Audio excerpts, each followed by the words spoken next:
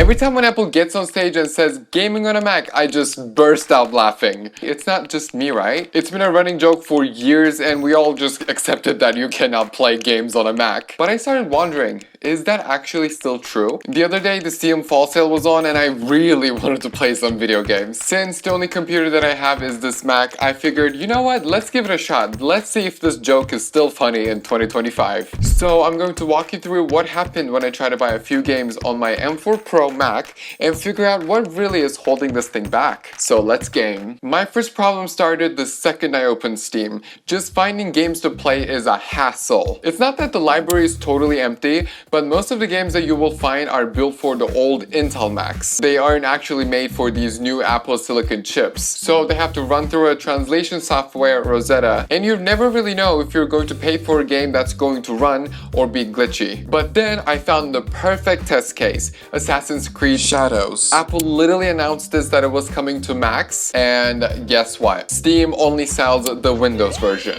If you want the Mac version, you have to go to the App Store and pay the full price of $70. Yeah, no. And there's no DLC. So after that whole mess, I finally found a game that I could play. So I grabbed Cyberpunk 2077 and a couple indie games. So let's see how they actually run on this base M4 Pro MacBook Pro. Alright, welcome to my desk where we're going to be playing 3 games. The first game is going to be Cyberpunk. And just to give more detail, I do have the computer here, but I'm going to be playing it on an external monitor. The computer is plugged in and I'm going to be screen recording through OBS. The screen recording shouldn't affect the game performance that much. I'm looking at the CPU uses and it's barely anything anyway.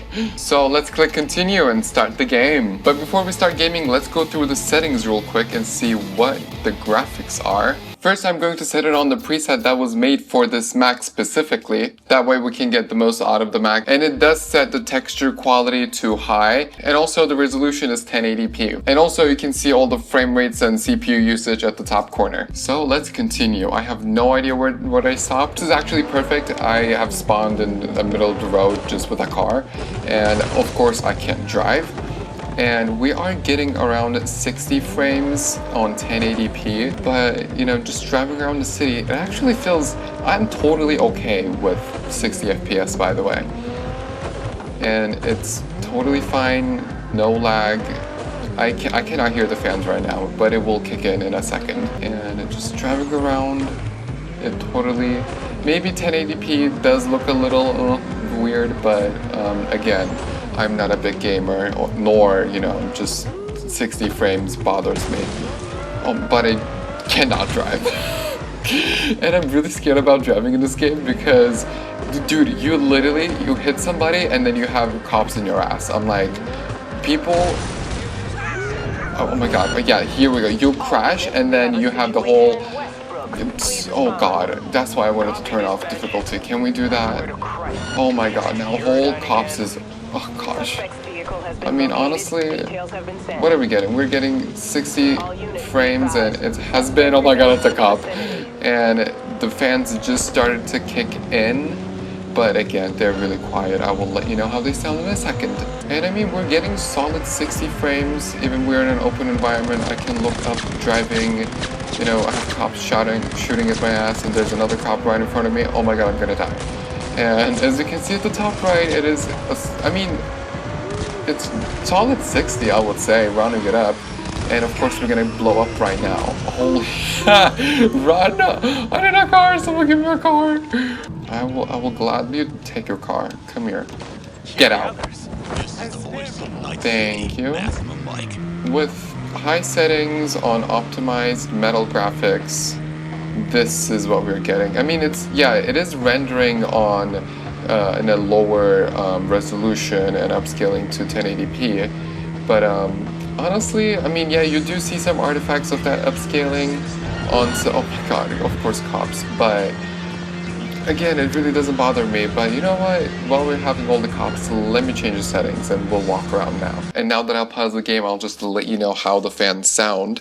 Wait, can you hear it?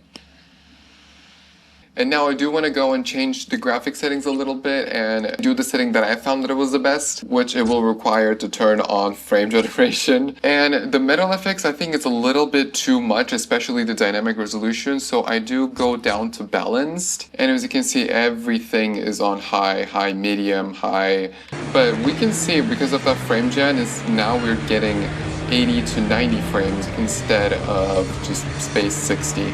But we can see the night city, it looks beautiful, dude. And we are getting 95 frames a second. And now we're walking in the city. And as you can see, we are getting just 90 FPS. 90 sometimes goes to 100, sometimes goes like dips down to 60, no, 80, 85. And I do want to go and run that benchmark real quick, and it will be more of a, you can have a sense of how the game is when if you want to go and try it on your system. And I'm gonna do the setting that I found the best, which is like the medium and having the scaling on balance, frame generation, and I'm going to run the benchmark by pressing X and run. Again, it looks totally fine. It looks smooth.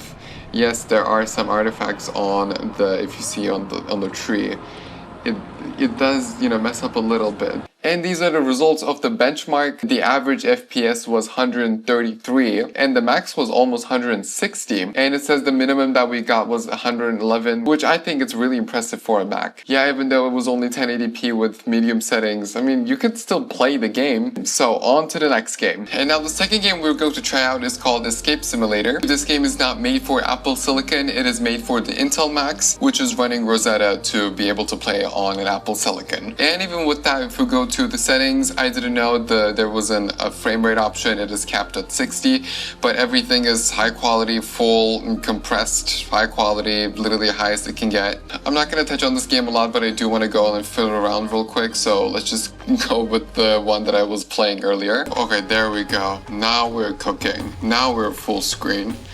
And again, it is an escape simulator, so it's a complete opposite game of what we had in Cyberpunk. It is very chill, but just looking through the environment, even though, yeah, it is small, we are getting with very high settings. Through the Rosetta translation layer, we are getting just solid 60 frames. It's not even budging right now.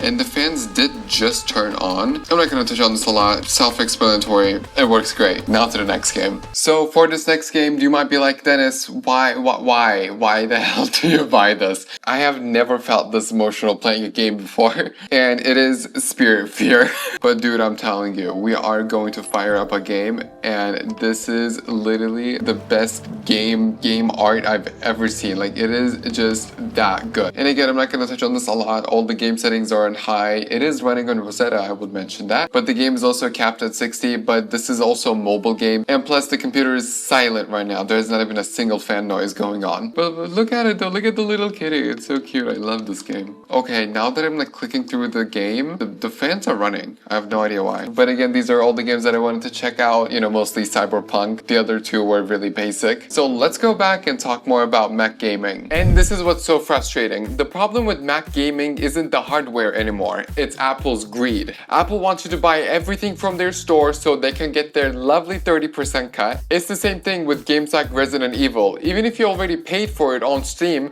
you have to buy it all over again just to play it on Mac. I was looking more into this topic and I found a great video by Andrew that explains the whole problem, so you should go check it out. Basically, the computer can handle it, but right now there's nothing to do on the computer. And Apple needs to fix a few things if they ever want to be taken seriously in gaming. It all starts with making it easier for developers to bring their games to Apple Silicon, and not just one big game in a year so they can show it off in a keynote. We actually need new game titles ported to Mac from a variety of genres, and they need to get over themselves and let us play these new games from different stores. Why should we pay twice for the same game? Just let us buy them on Steam where all the good sales are. And it's not just Steam. Let other launchers work with Mac, like Epic Games, Ubisoft, or Riot. Can you imagine imagine how many people would play Valo or Fortnite on a Mac? Like, this machine can already play Cyberpunk on high, mid-high settings. It can definitely handle Valorant. And Valorant is the perfect game for Apple to take their 30%. People are already paying 20 bucks for a skin anyway. That alone could do more for Mac gaming than anything else. And finally, how have we gone this long without being able to play iPad or iPhone games on the Mac? Like, what are we doing? Like, it's already the same chip with the same architecture and optimization. Like, it shouldn't be that hard to play it on a Mac. People would love to play Genshin or Brawl Stars on a big screen with a controller. Like, I don't know. I'm not even angry. I'm just disappointed. And from my experience on which Mac is best for gaming, first, it needs to have a fan. Without it, it will significantly throttle down performance. And of course, the more cores you can have, the better. It depends on the game, but generally you would want to play it on a Pro or a Max series chips. The base models are way too basic to play games like Cyberpunk, but it can play titles like Spiritfarer. Macs can absolutely handle gaming. Like, I'm playing Cyberpunk, even if it's not on crazy high settings, it looks incredible on this beautiful display, and the whole time the fans aren't even that loud. The performance is genuinely impressive. Like, the hardware is here, there's potential,